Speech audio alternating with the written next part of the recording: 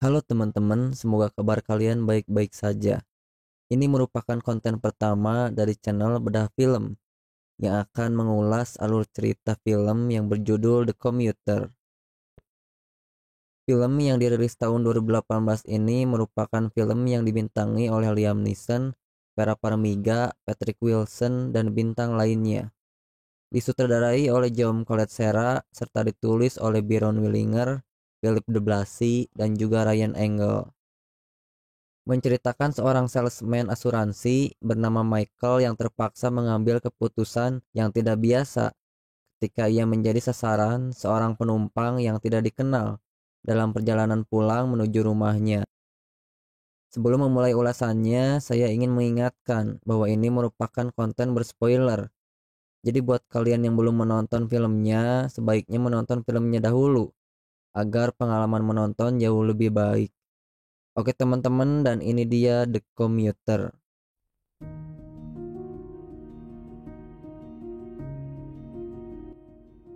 Film dibuka dengan memperlihatkan hari demi hari Michael menjalani rutinitas yang sama pada pagi hari. Michael menghabiskan waktu bersama istrinya Karen dan putranya Danny sebelum ia berangkat ke kantor untuk bekerja.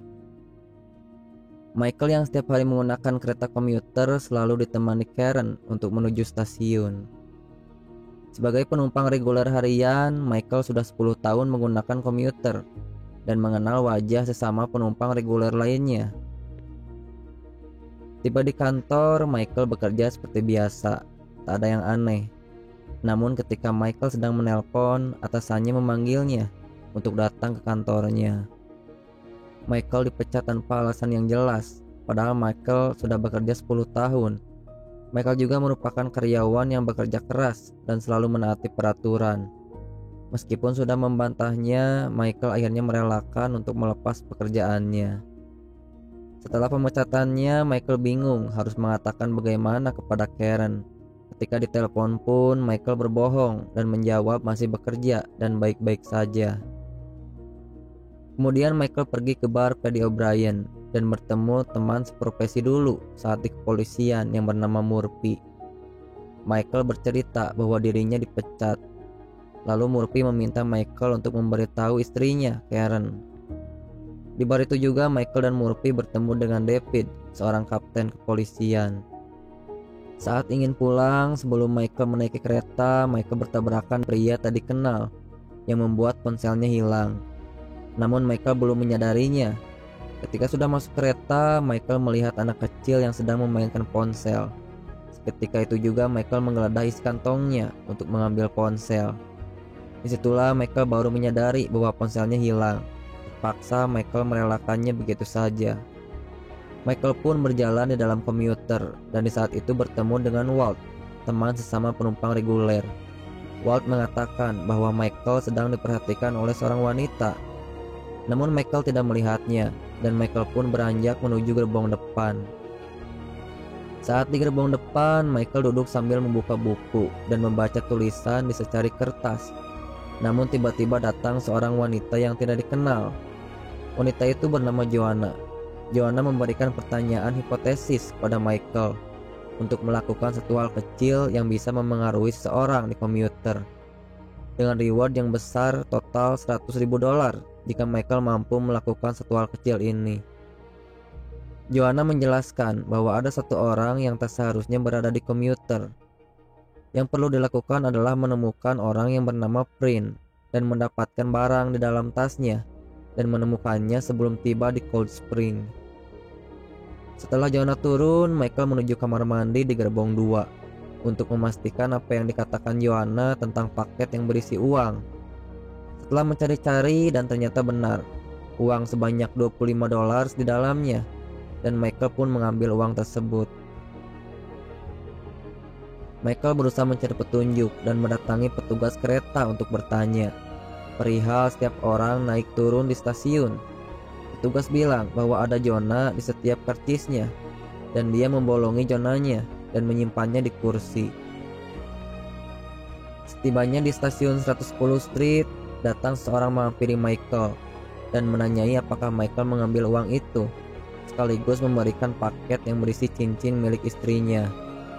Dia juga memberikan peringatan jika Michael masih belum mengambil keputusan, Michael akan selalu diawasi. Michael tampak tidak bisa tenang setelah mendapat peringatan. Kemudian Michael meminjam ponsel Tony untuk melakukan telepon. Dikarenakan tidak ada sinyal, Michael mencoba pergi ke gerbong belakang untuk mendapatkan sinyal. Di gerbong itu Michael mengobrol dengan Walt sembari menunggu sinyal muncul. Di situ Michael meminjam koran Walt dan menuliskan pesan untuk kepolisian bahwa keluarganya dalam bahaya. Tulisan itu tanpa sepengetahuan Walt. Begitu sinyal muncul, Michael mencoba menelpon Karen, namun telepon tidak tersedia. Lalu Michael beralih ke Murphy dan meninggalkan beberapa pesan, meminta mengirim orang kepolisian untuk ke rumahnya dan menyuruh Murphy untuk menelpon balik. Tiba di stasiun 125 Street, Walt keluar untuk turun. Lalu Michael memperhatikan Walt karena Michael menulis pesan di koran untuk disampaikan ke kepolisian. Namun tiba-tiba Michael menerima telepon dari Joanna dan kereta juga tiba-tiba berhenti. Joanna meminta Michael untuk memperhatikan ke pojok kanan MLK dan Lexington. Ketika Michael melihat ke arah itu, ternyata ada Walt yang ingin melaporkan pesan yang ditulis Michael kepada polisi. Naas begitu ingin menyeberang, Walt didorong oleh orang tak dikenal yang menyebabkan Walt tertabrak bus. Michael langsung melihat peta rute kereta untuk mencari petunjuk dan melihat Cold Spring merupakan zona ke-7. Setelah itu Michael berjalan ke tiap gerbong untuk melihat zona di tiap kursi penumpang. Michael mencoba mengobrol dengan beberapa penumpang seperti Goldman Sachs dan wanita muda milenial untuk mencari petunjuk.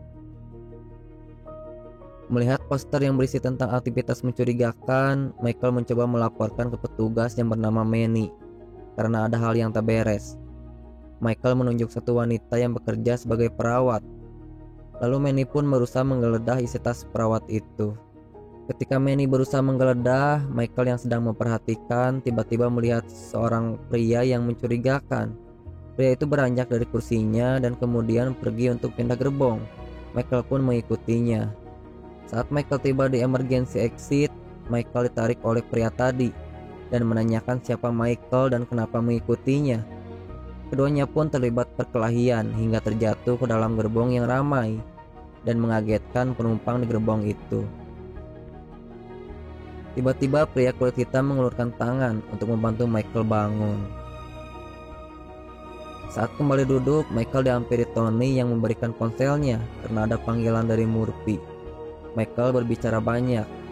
Lalu Murphy bercerita bahwa ada kasus temannya yang bunuh diri yang bekerja sebagai pengembang kota, memiliki saksi mata yang dikenal Prin.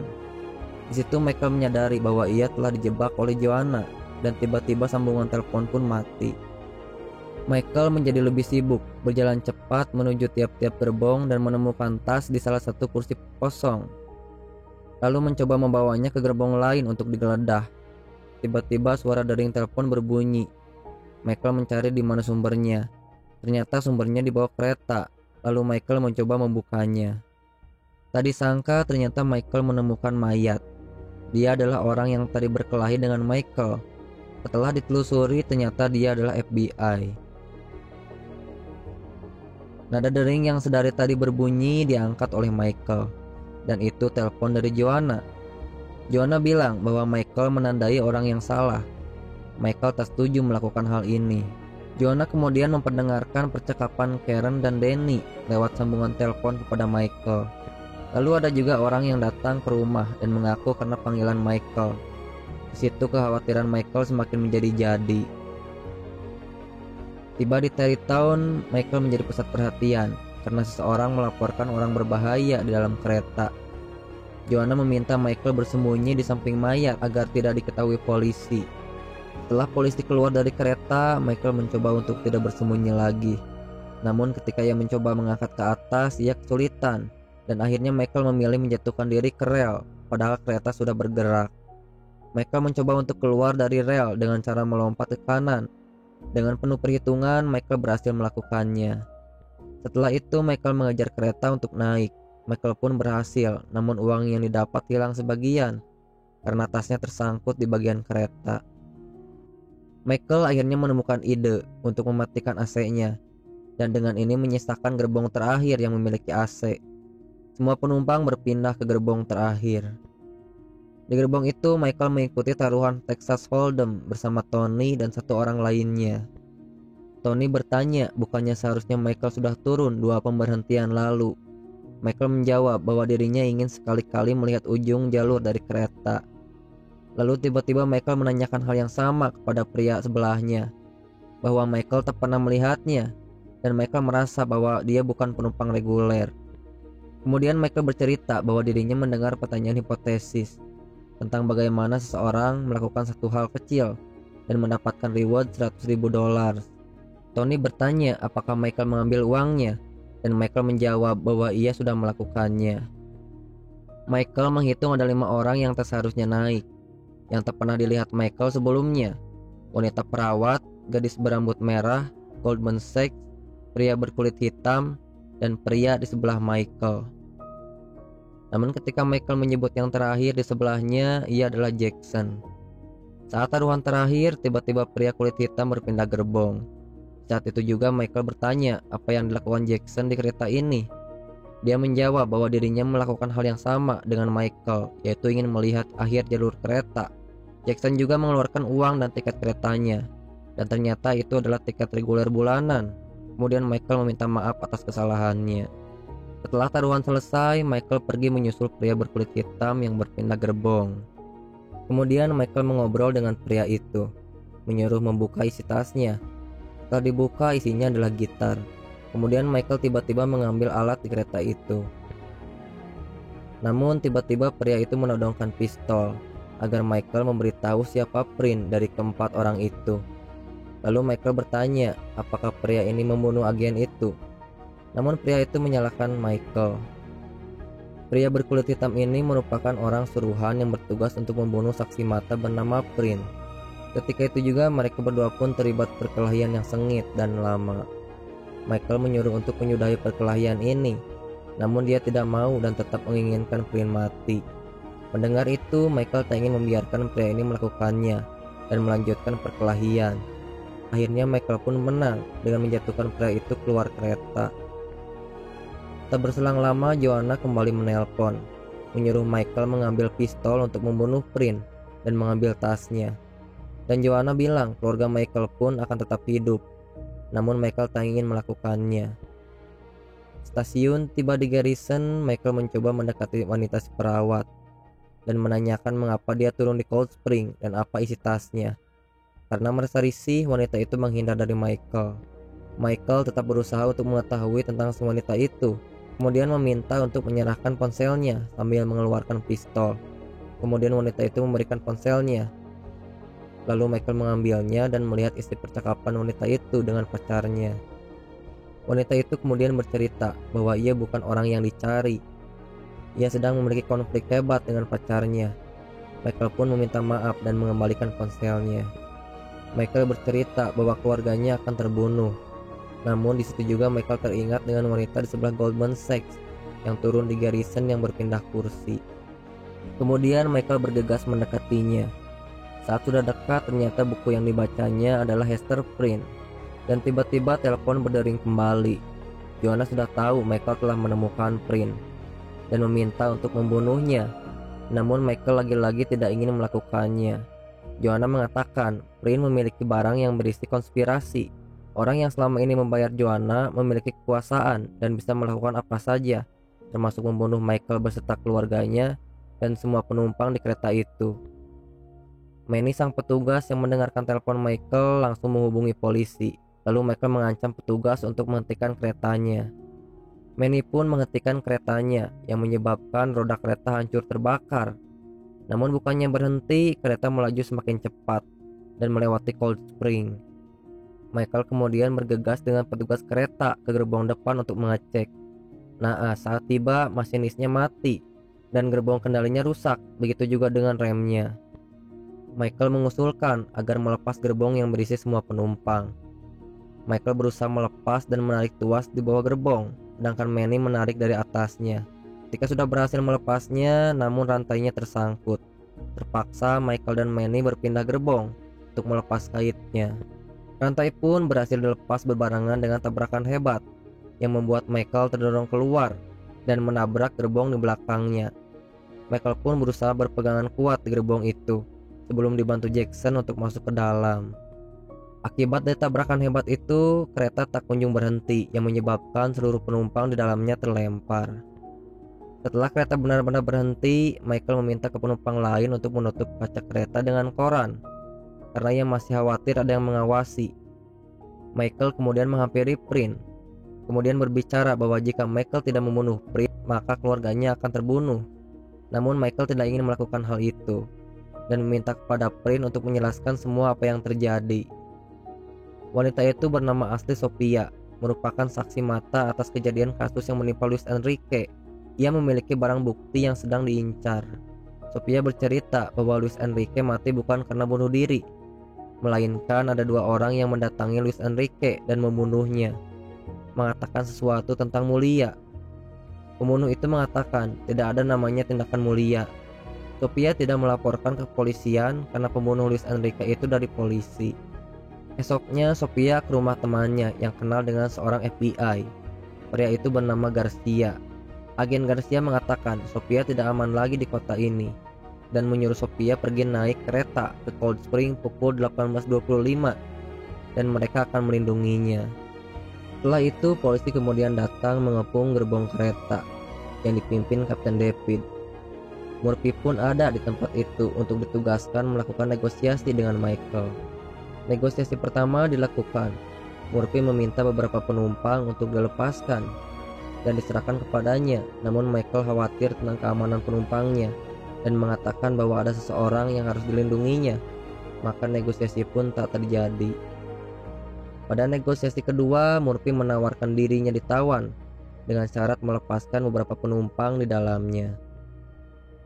Negosiasi pun disetujui Michael. Kemudian Murphy masuk ke gerbong itu.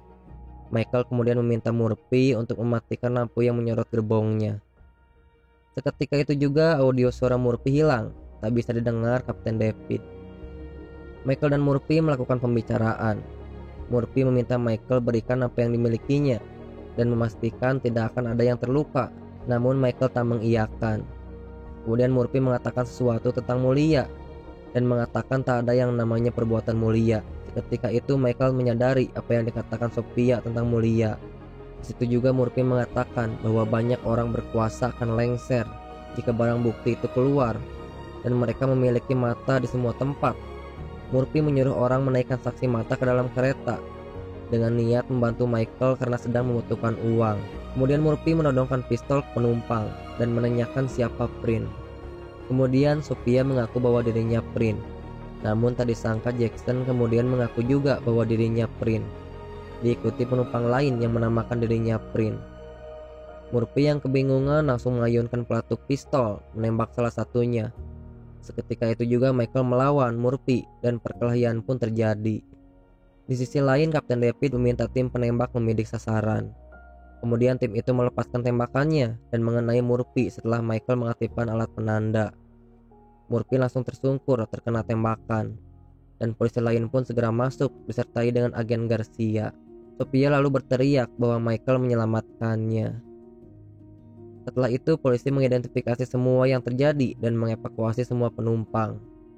Sebelum pulang, Michael menghampiri David. David mengatakan bahwa dirinya dan kepolisian melakukan penyelidikan Alex Murphy dan yang lainnya di kantor. Saat memeriksa CCTV, ada seorang wanita berusia 30 tahunan di sekitar stasiun 86 Street. David lalu mengatakan sangat merindukan sosok orang seperti Michael di kantor yang selalu melakukan kebenaran. Michael kembali menggunakan kereta komuter dan menghampiri seorang wanita yang ternyata dia adalah Joanna. Michael berbicara tentang kejadian itu, namun Joanna berpura-pura tidak mengenali Michael. Michael mengatakan bahwa Joanna melakukan tugasnya kemudian menghilang dan semua orang terkena dampaknya. Michael merasa penyebab pemecatannya karena Joanna. Secara tiba-tiba Michael punya motif dan kesempatan yang sama seperti Alex Murphy. Joanna bingung apa yang dilakukan Michael di kereta ini. Lalu Michael menjawab dengan kalimat satu hal kecil dan menunjukkan rencana detektif kepolisiannya. Dan film pun selesai. Film ini membuat penonton serasa ikut dalam isi cerita, ikut menebak teka-teki siapa sebenarnya orang yang bernama Prince. Dengan berbagai ketegangannya dan aksi Liam Neeson yang begitu brilian. Walaupun terkesan sedikit monoton karena scene lebih banyak di kereta, tapi tidak menghilangkan kualitas dari film ini. Terima kasih buat teman-teman yang telah menonton. Jika kalian suka, silahkan like dan juga subscribe. Untuk requestan film, kalian bisa komen di setiap konten yang saya buat. Sampai jumpa di konten selanjutnya. Assalamualaikum warahmatullahi wabarakatuh.